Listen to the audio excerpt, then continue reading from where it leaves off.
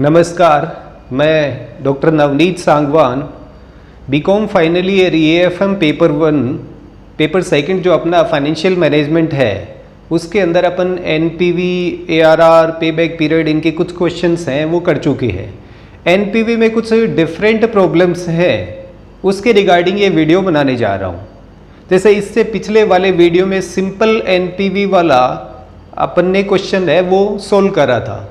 आज एक ऐसा क्वेश्चन ले रहा हूँ जो पहले JNVU, राजस्थान यूनिवर्सिटी इन सब एग्जाम में आया हुआ भी है और उसमें सैल्वेज वैल्यू भी है, डेप्रिसिएशन भी कैलकुलेट करना है, फिर उसके अकॉर्डिंग अपन प्रॉब्लम को किस टाइप से सोल्व करते हैं।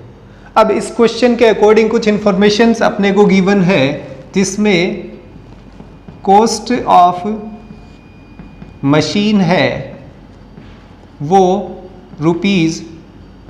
₹56,125 अपने को गिवन है। फिर इसमें लाइफ है वो 5 इयर्स की है और कॉस्ट ऑफ कैपिटल है वो क्वेश्चन के अकॉर्डिंग 10% माना गया है। एक इसमें सैल्वेज वैल्यू भी अपने को गिवन है eight the end of 5th year ₹3,000 और क्वेश्चन के अकॉर्डिंग 3rd ईयर के एंड में ओवरहोलिंग चार्जेस हैं वो भी इसमें अपने को गिवन है। Overhauling charges at the end of 3rd year is ₹25,000। ये सिंपल क्वेश्चन है जिसको अपने को सोल्व करना है। यानी मशीन की कॉस्ट है वो 56,125 रुपये गिवन है, मशीन की लाइफ है वो 5 साल है, सैल्वेज वैल्यू जो eight the end of 5th year आता है वो ₹3,000 इस क्वेश्चन के अकॉर्डिंग है। Cost of capital hurdle rate या डिस्काउंटिंग रेट है वो 10% है जिससे अपन PV फैक्टर है वो कैलकुलेट करते हैं और ओवरहोलिंग चार्जेस हैं वो अपने को 3rd ईयर के एंड में ₹25,000 गिवन है। ओवरहोलिंग चार्जेस हैं वो आपके कई बार रिप्लेसमेंट में जैसे कोई बड़ा इंस्ट्रूमेंट है उसके रिगार्डिंग होता है तो वो इसमें ₹25,000 है। अब क्वेश्चन के अकॉर्डिंग अपने को 2 कंपोनेंट है वो मेन कैलकुलेट करने होते हैं। एक होता है आपका नेट कैश आउटफ्लो और दूसरा नेट कैश इनफ्लो। तो सबसे पहले calculation of net cash outflow. अब क्वेश्चन में आउटफ्लो है वो 2 चीजों का है, एक तो मशीन की कॉस्ट है वो अपने को गिवन है इसमें और एक ओवरहोलिंग चार्जेस हैं वो 3rd ईयर में अपने को गिवन है, जिसमें मशीन का जो इन्वेस्टमेंट है वो 0 ईयर में है और 3rd ईयर के एंड में अपने एक्सपेंडिचर कुछ ओवरहोलिंग चार्जेस के रूप में होते हैं। ये 56,125 अपने को गिवन है और दूसरा 25,000 ओवरहोलिंग चार्जेस है। फिर यहाँ पे PV फैक्टर है वो अप्लाई होता है और PV फैक्टर अपने को क्वेश्चन में कॉस्ट ऑफ कैपिटल के फॉर्म में गिवन है 10%। ये मैंने आपको पहले भी बताया था कि 0 ईयर में जो इन्वेस्टमेंट होता है 0 ईयर का PV फैक्टर है वो हमेशा 1 होता है और 3rd ईयर के एंड में है तो इसे आप कैलकुलेटर से कैलकुलेट करते हैं तो कुछ इस टाइप से आपकी कैलकुलेशन इसमें आती है। जैसे आपको कैलकुलेट करना है 10% का 1/1.1। अब ये 1st ईयर का आता है 0.909, फिर इक्वल का बटन प्रेस करो 0.826 है वो 2nd ईयर का आ जाता है, फिर इक्वल का बटन प्रेस करोगे तो 0.751 ये 3rd ईयर का आता है। तो अपने को यहाँ पे 0.751 3rd ईयर के एंड वाला PV फैक्टर लेना है।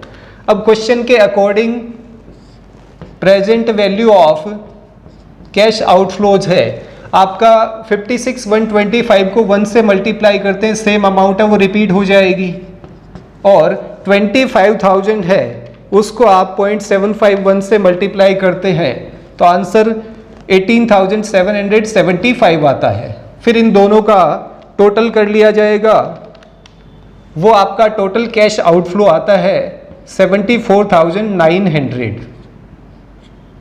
ये कैश आउटफ्लो हो जाएगा क्वेश्चन के अकॉर्डिंग, या इसे present value of cash outflow भी बोला जा सकता है। फिर सेकंड कंपोनेंट जो अपने को कैलकुलेट इसमें करना होता है वो आता है calculation of net present value. इसमें कैश इनफ्लोज भी आ जाएगा और उसके बाद में प्रेजेंट वैल्यू कैसे कैलकुलेट करते हैं वो आता है। क्वेश्चन के अकॉर्डिंग आपको कुछ इंफॉर्मेशन इस टाइप से गिवन है, ईयर में 1 2 3 4 5 ईयर्स की लाइफ है मशीन की, तो 5 ईयर आ जाएंगे। अब क्वेश्चन में एक चीज और दे रखी है आपको, सैलवेज वैल्यू 3000 रुपीज की, वो या तो 5th ईयर के नेट कैश इनफ्लो में ऐड करी जाती है, अदरवाइज नहीं कर रहे हो तो उस केस में 5 दोबारा लिखना होगा। और मैं आपकी इंफॉर्मेशन के लिए यहाँ पे भी सैलवेज लिख देता हूँ कि ये 5th ईयर है, वो सैलवेज वैल्यू के लिए रखा गया है। फिर आपके कैश इनफ्लोज जो इसमें गिवन है वो आफ्टर डेप्रिसिएशन एंड टैक्स आपको गिवन है, यानी इसमें से डेप्रिसिएशन लेस करा हुआ है, टैक्स लेस करा हुआ है। फर्स्ट ईयर में क्वेश्चन के अकॉर्डिंग 3,375, फिर सेकेंड ईयर में 5,375, फिर 7,375, फिर उसके बाद में 9,375 और 5th ईयर के एंड में 11,375। ये इंफॉर्मेशन आपको क्वेश्चन में गिवन है। अब इन इंफॉर्मेशन के अकॉर्डिंग 5th ईयर में आपका कैश इनफ्लो आता है जो आपको इसमें इंक्लूड नहीं करना है। रीजन बीइंग अभी इसमें डेप्रिसिएशन ऐड करा जाएगा और लास्ट में सैलवेज वैल्यू है उसको काउंट करा जाता है। फिर यहाँ पे आता है डेप्रिसिएशन। डेप्रिसिएशन अपने को कैलकुलेट करना पड़ेगा स्ट्रेट लाइन मेथड से, जो इंफॉर्मेशन में यहाँ पे लिख देता हूँ। Formula again, initial investment minus scrap या salvage divide by life of machine. यहाँ पे चूंकि मशीन है तो मशीन ले रहे हैं, अदरवाइज प्रोजेक्ट या एसेट है उसको लिया जाता है। अब इसमें इनिशियल इन्वेस्टमेंट या कॉस्ट ऑफ मशीन है वो 56,125 है। इसमें से सैलवेज वैल्यू 3,000 है वो लेस करी जाएगी और life of the machine 5 years है, उससे आप डिवाइड करोगे। इसको कैलकुलेट करने के बाद जो अमाउंट आती है वो 10,625 है, यानी पर एनम डेप्रिसिएशन है वो 10,625 रुपीज़ होगा। तो वो हर एक साल में यहाँ पे अमाउंट ऐड करनी है, 10,625, 10,625, 10,625, 10,625 और 5th ईयर में भी 10,625। ये अमाउंट अपन ऐड करते हैं तो आता है नेट कैश इनफ्लो। सपोज आपको कॉलम कैलकुलेट करने में प्रॉब्लम आ रही है तो इनकी नंबरिंग कर दो, और ये 4 नंबर कॉलम है। 4 नंबर कैसे कैलकुलेट हुआ, 2 + 3, इससे आपका 4th कॉलम है वो कैलकुलेट हो जाएगा। इसमें अमाउंट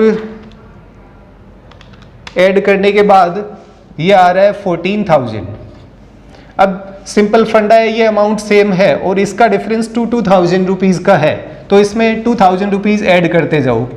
ये हो गया 16,000, 18,000, ये हो जाएगा 20,000 और 22,000। अब यहाँ पे आपको याद रखना ये नेट कैश इनफ्लो है, तो या तो 5th ईयर में सैलवेज वैल्यू इसमें ऐड करो या फिर दोबारा से उसको लिख दो। अपनी सैलवेज वैल्यू क्वेश्चन के अकॉर्डिंग 3,000 है, वो वापस से यहाँ पे ऐड कर लो। फिर आता है पीवी फैक्टर, और पीवी फैक्टर मैंने आपको बताया डिस्काउंटिंग रेट, हर्डल रेट या कॉस्ट ऑफ कैपिटल पे आता है 10% पे। और कैलकुलेशन पहले करके बताई थी 1 डिवाइड बाय 1.1 करोगे फर्स्ट ईयर का 0.909 आता है। फिर इक्वल का बटन प्रेस करोगे 0.826 आएगा, फिर इक्वल 0.751, फिर इक्वल का बटन प्रेस करा 0.683 और फिर इक्वल का बटन प्रेस करोगे 0.621।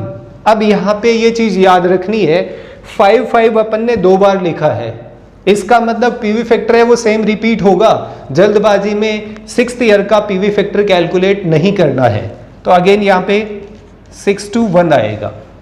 फिर इनको ये कॉलम नंबर 5 हो गया और 6 नंबर कॉलम जो अपना आएगा वो present value of cash inflows हो जाएगा। 6 नंबर कॉलम कैसे कैलकुलेट होगा, 4 मल्टीप्लाई बाई 5, यानी कॉलम नंबर 4 को 5 से मल्टीप्लाई करोगे, तो इसमें 14,000 को मल्टीप्लाई करना है 0.909 से। अब कैलकुलेशन इजी करने के पर्पज से M+ का बटन आता है, उसको आप यहाँ पे कर दो ताकि टोटल अपने आप होता जाएगा। ये आता है 12,726। फिर नेक्स्ट 16,000 मल्टीप्लाई बाय 0.826, फिर M+ 13,216, फिर 18,000 मल्टीप्लाई बाय 0.751, M+ 13,518, फिर 20,000 मल्टीप्लाई बाय 0.683, M+ 13,660, फिर 22,000 मल्टीप्लाई बाय 0.261, M+ 13,662, फिर 3,000 मल्टीप्लाई बाय 0.621, M+ 18,663। यहाँ पे इसका टोटल करना है, फिर MRC वाला बटन प्रेस करोगे, टोटल अपने आप होके आ जाएगा और वो टोटल इसमें आ रहा है 68,645। 68,645 ये हो गया present value of cash inflows. अब अपने को एनपीवी का फॉर्मूला अप्लाई करना है और एनपीवी का फॉर्मूला होता है present value of cash inflows minus present value of cash outflows. अब क्वेश्चन के अकॉर्डिंग कैश इनफ्लोज की प्रेजेंट वैल्यू है वो आपकी 68,645 है। इसमें से present value of cash outflows 74,900 अपने को लेस करना है। ये आप इसमें से लेस करते हैं तो आंसर आपका नेगेटिव आता है 6255, यानी -6,255 रुपये। अब ये आपको मैंने स्टार्टिंग में भी बताया था कि किसी भी प्रोजेक्ट में जो एनपीवी का है उसका आंसर पॉजिटिव आता है, 0 या पॉजिटिव, तो उस प्रोजेक्ट को एक्सेप्ट करा जाता है, अदरवाइज उस प्रोजेक्ट को रिजेक्ट कर दिया जाता है।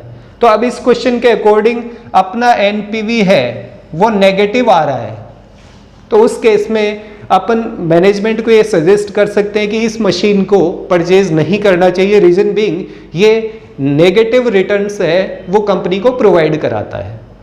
तो अब इसमें 2-3 डिफरेंट चीजें आई थी, एक तो सैल्वेज वैल्यू आ गई, एक आपका कैश आउटफ्लो का प्रेजेंट वैल्यू कैलकुलेट करने के लिए 3rd ईयर में एक्स्ट्रा चार्जेज हैं वो आ गए। मान लीजिए ओवरहोलिंग चार्जेज की बजाय यहाँ पे वर्किंग कैपिटल आपको दिया होता 3rd ईयर के एंड में, तब भी सेम प्रोसीजर आपको अडॉप्ट करनी पड़ती। तो सबसे पहले आपने कैश आउटफ्लोज है उसकी प्रेजेंट वैल्यू कैलकुलेट करी। 0 ईयर का इन्वेस्टमेंट 56,125 था, 0 ईयर का पीवी फैक्टर 1 होता है, मल्टीप्लाई करोगे तब भी 56,125 आएगा। फिर 3rd ईयर के एंड में ओवरहोलिंग चार्जेस 25,000 रुपए आपके हो रहे हैं, उसका 3rd ईयर का पीवी फैक्टर होता है 0.751, मल्टीप्लाई करा तो ये अमाउंट आती है। दोनों को टोटल कर लिया, ये आपका present value of cash outflows हो गया। फिर आपने यहाँ पे एनपीवी कैलकुलेट करने के पर्पज से present value of cash inflows calculate करा है। अब एक चीज जो इसमें और देखने वाली थी वो ये थी 5th ईयर में सैल्वेज वैल्यू किसी भी कंपनी को वापस मिलती है। स्क्रैप या सैल्वेज गिवन होता है तो या तो 5th ईयर में मर्ज कर दो, नेट कैश इनफ्लो में यहाँ पे ऐड अमाउंट को कर दिया जाता है। अदरवाइज आपको लग रहा है भूल जाओगे, 2 बार 5 लिख लो, बट 2 बार लिख रहे हो तो पीवी फैक्टर है वो दोनों बार सेम आना चाहिए। कैलकुलेशन में जल्दबाजी में 6th ईयर का कैलकुलेट नहीं करना है। फिर इसमें एक चीज और आती है, cash inflows after depreciation and tax दे रखा है। इसका मतलब डेप्रिसिएशन आपको वापस से ऐड करना है, यानी क्वेश्चन की जो लैंग्वेज है उसको पकड़ना है। आफ्टर टैक्स एंड डेप्रिसिएशन है, इसका मतलब इसमें डेप्रिसिएशन वापस से ऐड करना पड़ेगा। अगर क्वेश्चन में नेट कैश इनफ्लो दिया होता तो आपको डेप्रिसिएशन वापस से ऐड नहीं करना होता, उस केस में पीवी फैक्टर से मल्टीप्लाई करते, सीधे आंसर आपको कैलकुलेट करने होते।